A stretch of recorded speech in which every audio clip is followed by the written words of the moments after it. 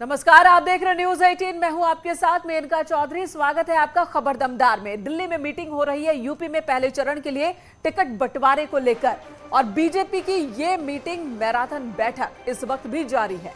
सूत्रों के हवाले से जो खबर आ रही है उसके मुताबिक 45 से ज्यादा विधायकों के टिकट कट सकते हैं, क्योंकि नए चेहरों को मौका देने की तैयारी है।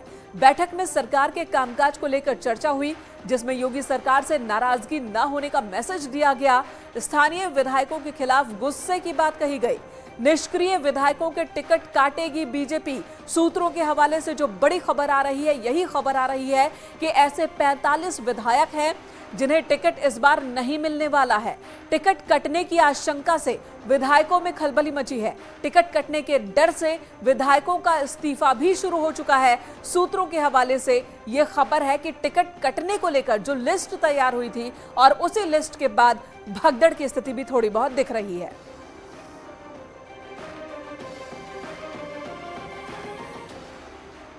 पवन गौड़ हमारे सहयोगी दिल्ली से इस वक्त हमारे साथ जुड़ चुके हैं। पवन, ये बताएं कि इस वक्त दिल्ली में मैराथन मीटिंग बीजेपी की चल रही है, अभी तक क्या अपडेट है? देखिए, बैठक को तकरीबन 8 घंटे से ज्यादा का वक्त हो गया और अभी तक लगातार जारी है। इससे आप अपने आप समझ सकते हैं। और तमाम जो बड़े चेहरे हैं, चाहे प्रदेश की राजनीति से जुड़े हों या देश की राजनीति से जुड़े हों, वो सब लोग इस बैठक में शामिल हैं। गृह मंत्री अमित शाह हुए, बीजेपी अध्यक्ष जेपी नड्डा वीडियो कॉन्फ्रेंसिंग के जरिए इस बैठक में शामिल हैं। मुख्यमंत्री योगी आदित्यनाथ, प्रदेश अध्यक्ष स्वतंत्र देव सिंह, ये सब लोग इस बैठक में शामिल हैं। तो आप समझ सकते हैं कि कितना गहन मंथन एक एक सीट को लेकर लगातार चल रहा है। लगातार पूरे क्षेत्र वाइज अमित शाह जो हैं पूरे यूपी का फीडबैक ले रहे हैं, किस क्षेत्र में क्या स्थिति है, क्या क्या समस्याएं हैं, चुनाव में अगर चुनाव में जब जा रहे हैं तो किन किन समस्याओं का सामना करना पड़ेगा। पवन, बैठकों का दौर अगर दिल्ली और लखनऊ की बात करें तो बीते 2 महीने से बीजेपी कर रही है। बैठकों का दौर अलग अलग स्तर पर चल रहा है, और उसमें यही मुद्दे कि किन विधायकों को लेकर जनता के बीच किस तरह का रुख है, ये तमाम रिपोर्ट एक लंबी बनी। आज फाइनल मीटिंग कह सकते हैं, कम से कम पहले चरण के लिए। तो क्या खबर आ रही है, कितने विधायकों के टिकट कट सकते हैं पहले चरण के जो हैं? देखिए, अभी तक चरण के हिसाब से अगर विधायकों की टिकट पे आप जाएंगे तो कहना थोड़ा सा मुश्किल होगा, लेकिन ये जरूर है कि तकरीबन 30 से 35% जो वर्तमान जो पिछले जो कैंडिडेट थे, वो उन सब लोगों के टिकट कटना अब तक ये माना जा रहा है कि ये तय है। 30 से 35% का मतलब आप समझ सकते हैं कि 403 टोटल विधानसभा है, उसमें से तकरीबन 350 के आसपास सीट पर बीजेपी पिछली बार चुनाव लड़ी थी। तो उसमें से 30 से 35% का मतलब यह है कि तकरीबन 100 के आसपास जो उम्मीदवार हैं उनके टिकट कट सकते हैं। और ये बैठक में चर्चा की जा रही है।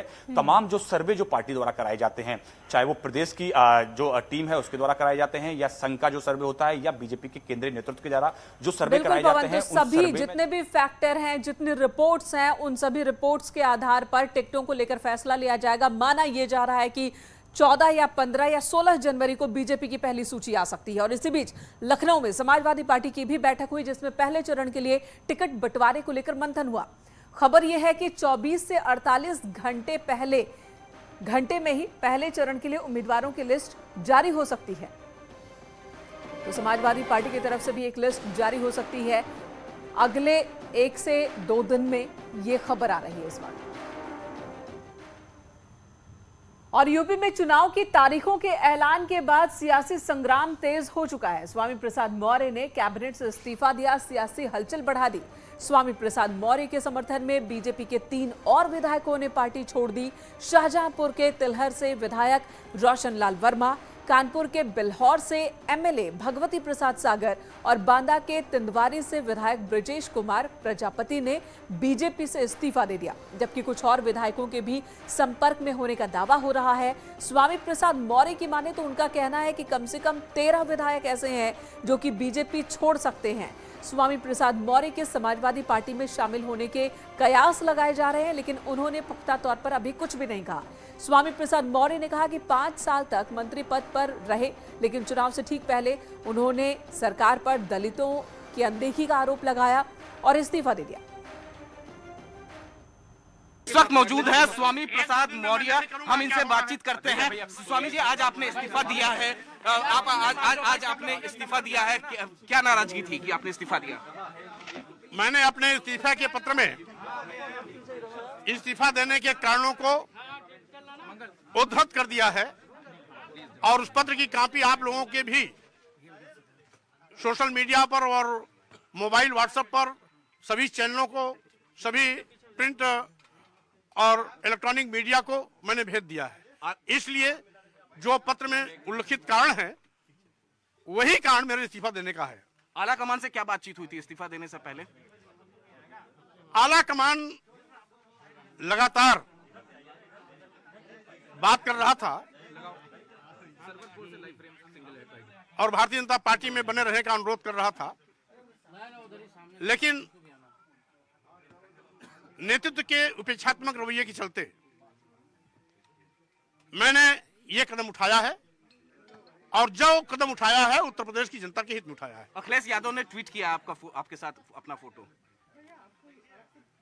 मेरा फोटो आप भी अपने सोशल मीडिया के माध्यम से ट्वीट कर सकते हैं, हमें कोई इतराज नहीं। बीजेपी के नेता कह रहे हैं कि आप अपने बेटा बेटी का टिकट चाहते थे, परिवारवाद को बढ़ावा नहीं देती है। बेटा बेटी को हर पार्टी का राष्ट्रीय अध्यक्ष टिकट देता है। स्वामी प्रसाद मौर्य किसी पार्टी के भी राष्ट्रीय अध्यक्ष नहीं रहे, इसलिए ये आरोप उन राष्ट्रीय अध्यक्षों पर लगाइए जिन लोगों ने पहले टिकट दिया है। और बीजेपी विधायक धर्म सिंह सैनी के बारे में भी ये खबर आई थी कि वो भी स्वामी प्रसाद के साथ ही इस्तीफा दे रहे हैं, लेकिन धर्म सिंह सैनी ने इस्तीफे का खंडन किया। उन्होंने कहा कि वो बीजेपी छोड़कर कहीं नहीं जा रहे हैं, वो बीजेपी में ही हैं। उन्होंने ये भी कहा कि मेरे बारे में भ्रम फैलाया गया, बीजेपी में ही रहूंगा। धर्म सिंह सैनी ने ये बयान दिया।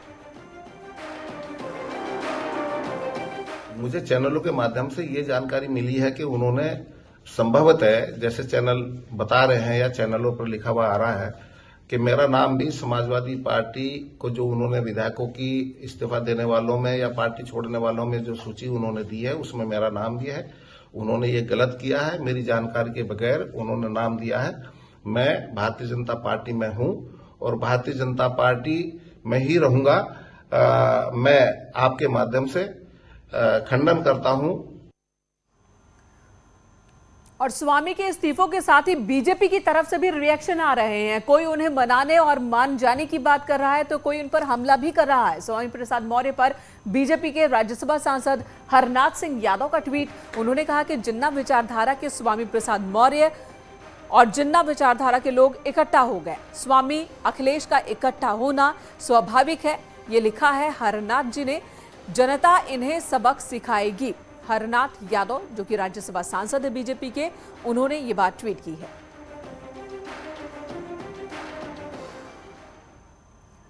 और मंत्री नंद गोपाल नंदी ने भी ट्वीट किया, उन्होंने भी रिएक्ट किया और उन्होंने लिखा है कि स्वामी प्रसाद मौर्य विनाश काले विपरीत बुद्धि। ये लिखा है नंद गोपाल नंदी ने। ये आत्मघाती निर्णय साबित होगा। अवसरवादियों और परिवारवादियों के लिए सपा ही सही ठिकाना है। साथ ही नंदी ने ये बात भी लिखी है। यूपी सरकार में मंत्री हैं नंद गोपाल नंदी, उन्होंने भी स्वामी प्रसाद मौर्य पर अटैक किया है। और लखनऊ से अगली खबर, ओपी राजभर ने बीजेपी पर निशाना साधा। बीजेपी में पिछड़ों की अनदेखी होती है। ओपी राजभर का यह कहना है भाजपा की पुरानी सहयोगी है लेकिन अब समाजवादी पार्टी के साथ हैं ओपी राजभर। उन्होंने लिखा है कि बीजेपी के कई और विकेट गिरेंगे।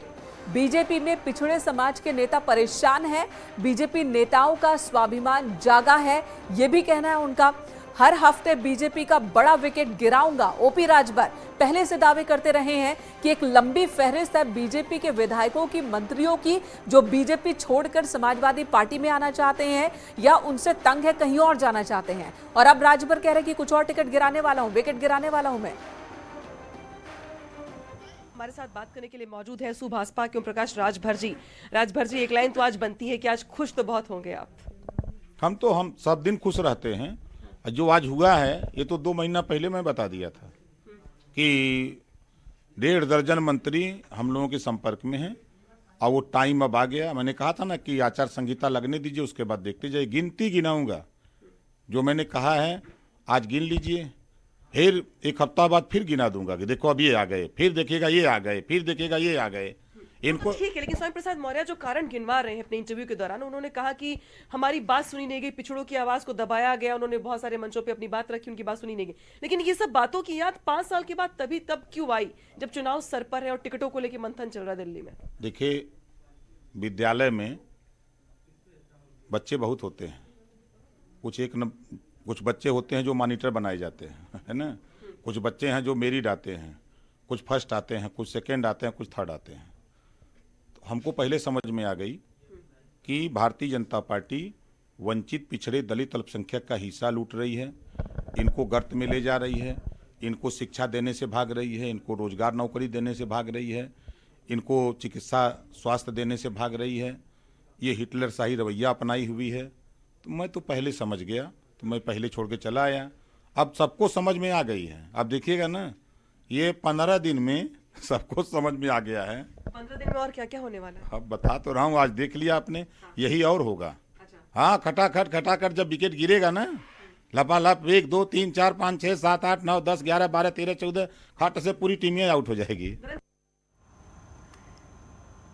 तो इस्तीफा हुआ नहीं, रिएक्शंस आने लगे। सबसे पहले समाजवादी पार्टी, फिर कांग्रेस, फिर बीएसपी, सबके तरफ से रिएक्शन आए। समाजवादी पार्टी ने तो स्वागत किया, तो कांग्रेस ने तंज कसा है कि अब बीजेपी के दिन खत्म हुए, सूरज डूबने वाला है बीजेपी का। वहीं बीएसपी ने स्वामी प्रसाद मौर्य के साथ साथ बीजेपी पर निशाना साधा।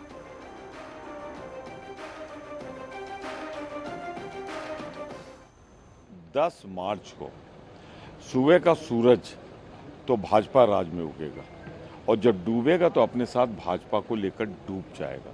तो सब लोग ठिकाने तलाश रहे हैं, कोई सापा में जा रहा है, कोई बसपा में जा रहा है, कोई कांग्रेस में आ रहा है, उसको छोड़िए। मैं सिर्फ इतना ही कह सकता हूं आपसे कि भारतीय जनता पार्टी एक ऐसे निम्नतम स्कोर की तरफ बढ़ रही है जिसका अंदाजा भी लोगों को नहीं। नहीं, ये लोग नाखादा लोग हैं, बेईमान लोग हैं। ये तो जिस पार्टी में जाएंगे उसी में गंद फैलाएंगे। लेकिन मुझे कुछ नहीं कहना है, जिसको जिस पार्टी में जाना जाए। हमने आपसे पहले कहा था कि हमारे 315 सीटें अभी तक डिक्लेयर हो चुकी हैं, और समाजवादी पार्टी, भारतीय जनता पार्टी और कांग्रेस, इन लोग अगर टिकट बंटवारा करेंगे भी तो देखिएगा बहुत बदलाव आएगा, और सारे भगदड़ मच जाएंगे, और सारा फायदा बहुजन समाज पार्टी को मिलने वाला है। आज की तारीख में पूरी भारतीय जनता पार्टी में अगर आज माननीय राष्ट्रीय अध्यक्ष जी मन बना लें और हाँ कर दें, तो आप देखोगे कितनी भारी संख्या में भारतीय जनता पार्टी के मंत्री, भारतीय जनता पार्टी के सांसद, भारतीय जनता पार्टी के विधायक आज समाजवादी पार्टी ज्वाइन करना चाहते हैं। वो तो अब राष्ट्रीय अध्यक्ष जी को निर्णय लेना है, उस पर वो निर्णय लेंगे, वक्त आ रहा है। लेकिन मैं उनका स्वागत करता हूं और मुझे विश्वास है कि उनके आने से भारतीय जनता पार्टी कमजोर हुई है और समाजवादी पार्टी मजबूत हुई है। सरकार बनने जा रही है, बहुमत की सरकार बनेगी, उसमें उनका भी साथ और योगदान रहेगा। और इसी बीच बड़ी खबर आ रही है नोएडा से। ये खबर है जहां पर एक निर्माणाधीन बिल्डिंग की दीवार गिरी है और इस हादसे में 2 मजदूरों की मौत हुई है, 2 मजदूर जख्मी हुए हैं। ये खबर भी आ रही है, अस्पताल में भर्ती हैं ये दोनों ही। नोएडा के सेक्टर 26 की ये घटना है। ये देखिए, यहां पर एक बिल्डिंग बन रही थी, इमारत बन रही थी और दीवार गिर गई। मलबे की चपेट में आकर 2 मजदूरों की जान चली गई। 2 मजदूर घायल हुए हैं, जिन्हें हॉस्पिटल में भर्ती कराया गया है।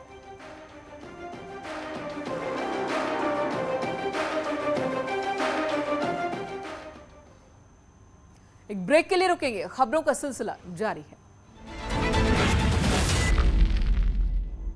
ब्रेक के बाद स्वागत आपका एक बार फिर से। खबर नोएडा में सेक्टर 58 पुलिस ने साइबर ठग गिरोह के 8 सदस्यों को गिरफ्तार किया। आरोपियों में एक महिला भी शामिल है। पुलिस के मुताबिक आरोपी इंश्योरेंस पॉलिसी के नाम पर 2017 से लेकर अब तक 1,44 लाख रुपए से ज्यादा की ठगी कर चुके हैं। एक पीड़ित ने अप्रैल 2021 में इनके खिलाफ शिकायत की थी। पुलिस ने जांच के बाद आरोपियों की तलाश की और अब उनकी गिरफ्तारी हुई है। आरोपियों के पास से 47 लाख रुपए कैश बरामद किए गए।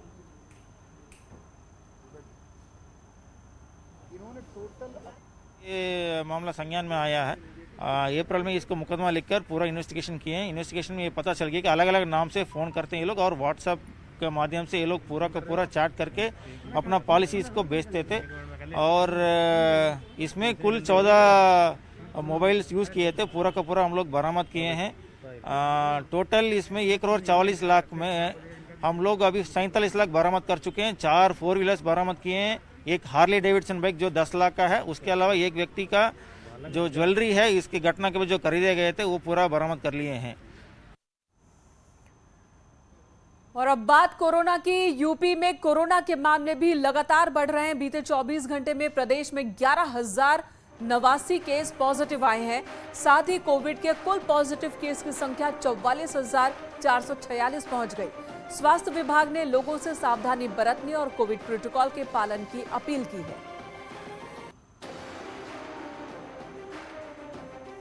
कल प्रदेश में 2,05,309 सैंपल्स की जांच हुई और अब तक कुल मिलाकर 9,50,58,609 सैंपल्स की जांच की जा चुकी है। कल प्रदेश में जो टेस्ट पॉजिटिविटी रेट है वो बढ़कर के 5.4% हो गई है। तो इस समय संक्रमण तेजी से बढ़ रहा है, तो सावधानी बरतना बहुत आवश्यक है ताकि आप संक्रमण से बचे रहें और अपने इष्ट मित्रों को, परिवारीजनों को भी संक्रमण से बचा सकें।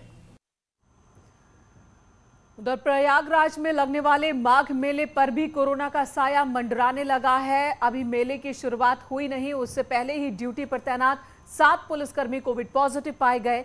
इससे मेला क्षेत्र में हड़कंप मच गया। साथ ही मेले में ड्यूटी करने वाले सभी पुलिस कर्मचारियों की कोविड जांच एक बार फिर कराई जाएगी। दूसरे विभागों से ड्यूटी करने वाले कर्मचारियों का भी कोविड टेस्ट होगा। 14 जनवरी मकर संक्रांति से माघ मेले की शुरुआत हो रही है, लेकिन माघ मेले में कोरोना ने दस्तक दे दी है। 5 पुलिसकर्मी और इसके सीएससी के और इसके साथ साथ एक हेड कांस्टेबल और एक जिला के जवान को 7 लोग कोरोना पॉजिटिव पाए गए हैं, जिसके बाद ही पुलिस फोर्स में हड़कंप मचा हुआ है। जो लोग पॉजिटिव पाए गए थे उन्हें फिलहाल आइसोलेट कर दिया गया है, लेकिन इसके बावजूद आप देख सकते हैं कि यहाँ पर हम मौजूद हैं और तमाम जो पुलिसकर्मी हैं अभी भी लापरवाही बरत रहे हैं। और ये माघ मेले की पुलिस लाइन है, तमाम पुलिसकर्मियों के चेहरे पर मास्क साफ तौर पर देखा नहीं जा रहा है, दिखाई नहीं दे रहा है। बड़ी लापरवाही यहाँ पर बरती जा रही है और अगर यही हालात रहे तो कोरोना संक्रमण बढ़ने से कोई रोक नहीं सकता है। हालांकि मेला एसपी का दावा है कि इसके लिए सख्त निर्देश दिए गए हैं, सभी को मास्क लगाना अनिवार्य किया गया है। लेकिन जिस तरह के हालात यहाँ पर बने हुए हैं वो अपने आप में ये बताते हैं कि कोरोना का संक्रमण फैलने से कोई रोक नहीं सकता है, यानी कि कोरोना का संक्रमण लगातार गहराता जा रहा है। और जब यहाँ पर माघ मेले की शुरुआत होगी तो बड़ी संख्या में पुलिसकर्मी यहाँ पर रहेंगे, बड़ी संख्या में यहाँ पर श्रद्धालु आएंगे, तो कोरोना का संक्रमण और बढ़ सकता है। ऐसे में यहाँ पर की जा रही लापरवाही निश्चित तौर पर माघ मेले पर भारी पड़ सकती है। कैमरा पर्सन संजीव मिश्रा के साथ सर्वेश दुबे, न्यूज 18 प्रयागराज। रुकेंगे एक और ब्रेक के लिए। खबरों का सिलसिला न्यूज 18 पर जारी है।